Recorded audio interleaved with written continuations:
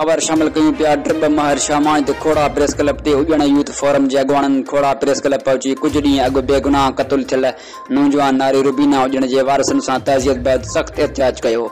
उन्हीं मौके ते सिकंदर हुजण मुनवर हुसैन हुजण मोहम्मद इसाक हुजण मीडिया सां ॻाल्हाईंदे चयो जेकर इंतजामिया तहरीक में न आहे त मजबूरन एहतिजाजी मुज़ाहिरा कया वेंदा। मफ़रू थियल फूलन ते हुई शहज़ादे शेख कोटी जी पुलिस प्रोटोकॉल ॾेई रही आहे। असां पुरअमन आहियूं। असांजे बेगुनाह नियाणीअ जे क़ातिल एतिरा बाअसर आहिनि जो गुज़िरियल महीननि खां एहतिजाज कया पिया वञनि पर पोइ बि क़ातिल पुलिस जी पकड़ खां ॿाहिरि आहिनि। हिननि आला अमलदारनि IG सिंध DIG सखर ऐं SSP खैरपुर मीरस खां पुरज़ोर मुतालबो कयो त ख़ुदा हिन मासूम नियाणी रुबीना हुजण सां इंसाफ़ कयो वञे, ॿी सूरत में रोडनि ते बि निकिरी ईंदासीं। रिपोर्ट इमाम ॾिनूं हुजण ड्रिब महर शाह।